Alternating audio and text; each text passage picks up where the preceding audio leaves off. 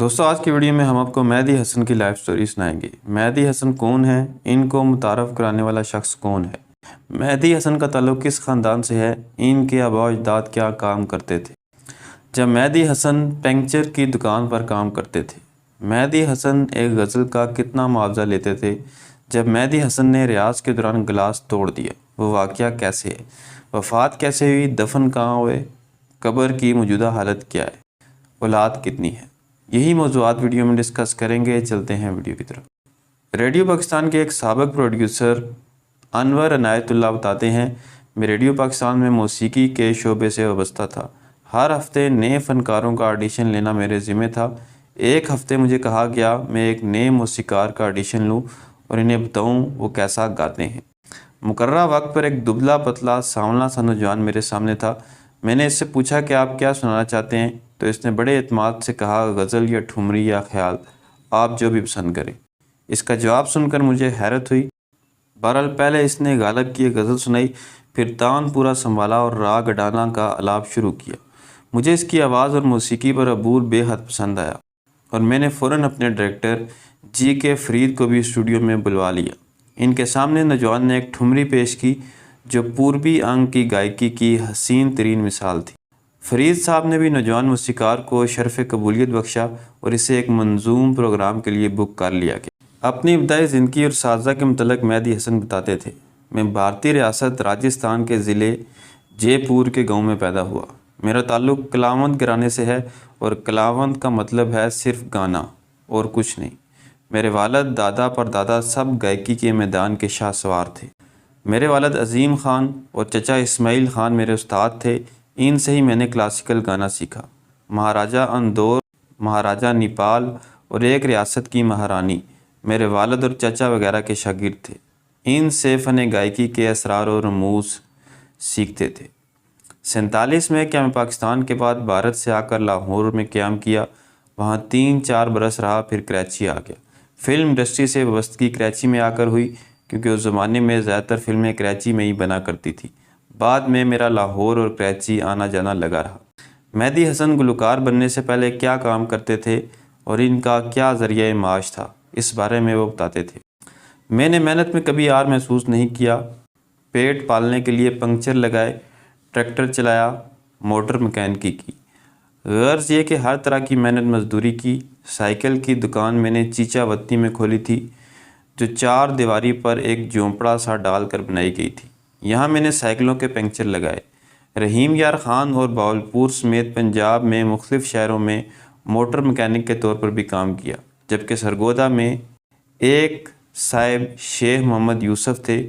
ان کی 10 مربع زمین بنجر پڑی تھی، اس میں میں نے ٹریکٹر چلایا اور کھیتی باڑی کی۔ اس طرح تمام اراضی کو زرخیز بنا دیا۔ جب میں ٹریکٹر چلا رہا تھا تو اس کے چلنے سے جو ساؤنڈ پیدا ہوتا تھا، اس کے ردم پر ریاض بھی کرتا رہتا تھا۔ میرا اصل میدان گلوکاری تھا، لہٰذا جو کام بھی کیا اپنے ریاض کو کبھی ترک نہیں کیا۔ فلم انڈسٹری میں کس نے متعارف کرایا؟ اس سوال کے جواب میں مہدی حسن بتاتے تھے کہ فلم انڈسٹری میں مجھے متعارف کرانے والے رفیق انور تھے، جو فلم الزام کے ڈائریکٹر تھے۔ انہوں نے مجھے کہا، یہ وعدہ کرو کہ تم کسی اور کی فلم کے لیے گانا نہیں گاؤ گے، یعنی فلم انڈسٹری میں گلوکاری کا آغاز میری فلم سے ہی کرو گے۔ اس طرح ان سے میرا زبانی معاہدہ ہو گیا۔ انہوں نے کراچی میں ایک فلم شروع کی، شکار، جس کے پروڈیوسر حسین محمد بیگ تھے۔ دراصل رفیق انور نے مجھے لاہور کی ایک تقریب میں سنا تھا۔ سن کر کہنے لگے، بس مجھ سے وعدہ کرو اپنی آواز کسی اور کو نہیں دو گے، کیونکہ تمہارے جیسی وائس کوالٹی کسی اور کے پاس نہیں۔ میں نے وعدہ کر لیا تو یہ سب کچھ ہوا۔ بقول مہدی حسن، شہرت تو انہیں فلمی دنیا میں آنے سے پہلے ہی فیض احمد فیض کی غزل گلوں میں رنگ برے گا کر مل چکی تھی، جو بعد میں فلم فرنگی میں شامل کر لی گئی اور اس کے بعد مزید مقبول ہو گئی، جبکہ اس کے فوری بعد میر تقی میر کی غزل یہ دعا سا کہاں سے اٹھتا ہے نے بھی کافی مقبولیت حاصل کی۔ مہدی حسن کو پہلے فلمی گیت یا غزل کا معاوضہ کیا ملا تھا؟ یقینی طور پر یہ بات دلچسپی کی حامل ہے۔ وہ بتاتے تھے، میں بڑا چوکس ہو کر فلم انڈسٹری میں داخل ہوا، اکڑ گیا کہ اپنی مرضی کا معاوضہ ہی لوں گا، تو پہلا معاوضہ جو تھا وہ فی گانا 1500 روپے تھا۔ یہ بات ہے تقریباً 1953 کی، اور اس زمانے کے لحاظ سے یہ بہت بڑی رقم تھی۔ جبکہ فلم انڈسٹری میں آخری دنوں میں فی گانا 25,000 روپے تک وصول کی۔ اگر مہدی حسن کے خاندان کی بات کی جائے تو ان کے بیٹے آصف مہدی مرحوم نے بھی خوب گایا، تاہم آصف مہدی والد جیسا مقام کسی صورت حاصل نہ کر سکے۔ مہدی حسن بتاتے تھے کہ ہمارے ہاں لڑکیاں نہیں گاتی، ہمارے خاندان میں لڑکیوں کا گلوکاری کی فیلڈ میں آنا معیوب سمجھا جاتا ہے۔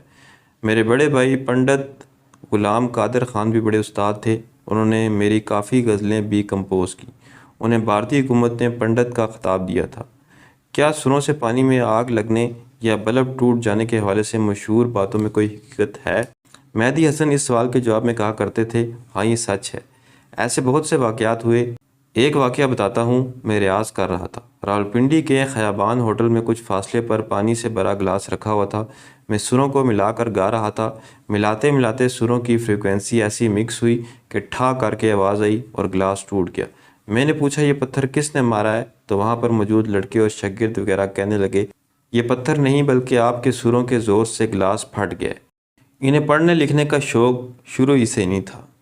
یہ حقیقت ہے کہ نیپال کا شاہ ہو، افغانستان کا سابق بادشاہ ظاہر شاہ اور سابق بھارتی وزیر اعظم اندرا گاندھی سبھی ان کی گائیکی کے دیوانے تھے۔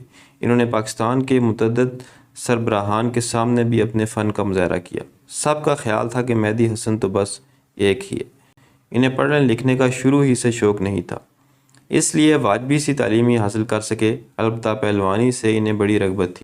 مہدی حسن کے مطابق 1978 میں دورہ بھارت کے موقع پر اس وقت کی بھارتی وزیر اعظم اندرا گاندھی نے انہیں براہ راست بھارت میں مستقل قیام کی پیشکش کی تھی۔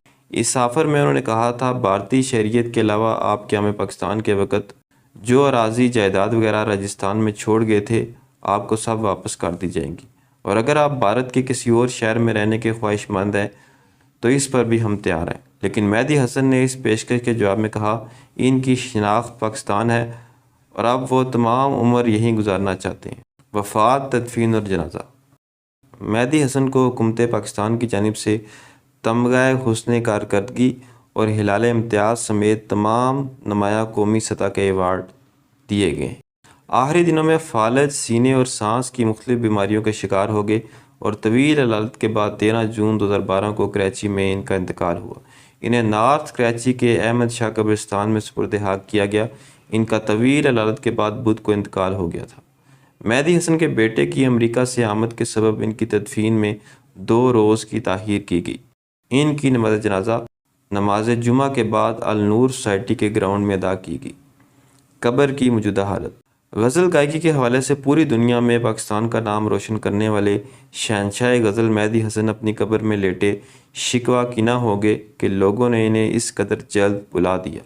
اطلاعات کے مطابق ان کی قبر پر فاتحہ پڑھنے بہت کم لوگ آتے ہیں، اسی لیے ان کی قبر آج حسرت و ویرانی کی تصویر بنی نظر آتی ہے۔ قبر کا کتبہ بھی جگہ جگہ سے ٹوٹ گیا ہے، 4 سو ویرانی ہی ویرانی ہے، احاطے کی دیواریں ٹوٹ پھوٹ چکی ہیں اور مقبرے کے پلرز بھی جواب دیتے محسوس ہوتے ہیں۔ مزار کے لیے مختصر زمین کے احاطے میں دن بھر بکریاں چرتی رہتی ہیں یا پھر بچے کرکٹ کھیلتے نظر آتے ہیں۔ نالے کا گندا پانی جمع ہو کر کیچڑ بن گیا ہے اور نشہ کرنے والوں نے مقبرے کو اپنا ڈیرا بنا لیا ہے۔ سورج ڈلتے ہی یہاں نشہ کرنے والوں کا تانتا بن جاتا ہے۔ احاطے میں نصب آنی دروازہ زنگ کے ہاتھوں مات کھا کر اکھڑ چکا ہے۔ قبر کے اطراف لگی ٹائلز بھی کچھ ستمگر اکھاڑ کر لے گئے۔ قبرستان انتظامیہ کا کہنا ہے کہ مزار کی سیکورٹی کا انتظام ان کے اختیار میں نہیں۔ انتقال کے بعد شروع کے 2 مہینے ایک چوکیدار رکھا گیا تھا، مگر بعد میں اسے بھی ہٹا دیا گیا تھا۔